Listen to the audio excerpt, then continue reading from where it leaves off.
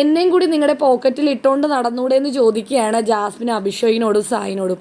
ഋഷിയും അഭിഷേകും ജാസ്മിനും സായിയൊക്കെ കൂടി ആ റൂമിൽ ഇരിക്കുകയായിരുന്നു. അപ്പോൾ അഭിഷേകും സായും കൂടി പുറത്തേക്ക് ഇറങ്ങിപ്പോയി. അപ്പോൾ അയ്യോ മിണ്ടാനും പറയാനും ആരുമില്ല, ഇവിടെ ഒറ്റയ്ക്കായി പോകുമല്ലോ എന്ന് ജാസ്മിൻ വിചാരിച്ചപ്പോഴാണ് ജാസ്മിൻ അങ്ങനെ ഒരു ഡയലോഗ് അടിച്ചത്, എന്നെയും കൂടി നിങ്ങളുടെ പോക്കറ്റിൽ ഇട്ടുകൊണ്ട് നടന്നൂടെ എന്ന്. അപ്പോൾ ഉടനെ അഭിഷേക് പറഞ്ഞു, അല്ല നീ ഇവിടെ തന്നെ കിടന്നോ, നീ ഇതേ നിനക്ക് പറ്റിയ ആളാണ്, ഋഷിയുണ്ട്, നിങ്ങൾ എന്തെങ്കിലുമൊക്കെ ഡിസ്കസ് ചെയ്യാനുണ്ടാവും, ഡിസ്കസ് ചെയ്തുകൊണ്ട് ഇവിടെ ഇരുന്നോളാൻ.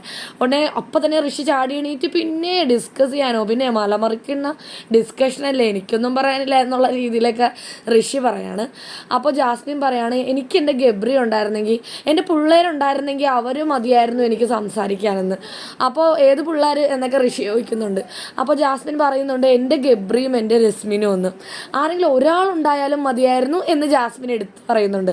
സംഭവം ഗബ്രി ഉണ്ടായിരുന്നെങ്കിൽ എന്ന് ഓർത്ത് സങ്കടപ്പെടുകയാണ് ആൾ. ഗബ്രി ഉണ്ടായിരുന്നെങ്കിൽ 24 മണിക്കൂറും ഏതെങ്കിലും ഒരു മൂലയ്ക്ക് രണ്ടുപേർക്കും കൂടി ഇങ്ങനെ ഇരുന്ന് സംസാരിച്ചുകൊണ്ടേ ഇരിക്കാമല്ലോ.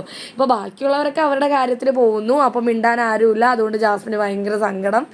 അതിനിടയ്ക്ക് ഋഷി പറയുന്നുണ്ട്, എനിക്ക് പിള്ളേരൊന്നും വേണ്ട, എനിക്ക് ഒരാൾ മതിയായിരുന്നു എന്ന്. ഋഷി അവിടെ അൻസിബയുടെ കാര്യമാണ് ഉദ്ദേശിക്കുന്നത്.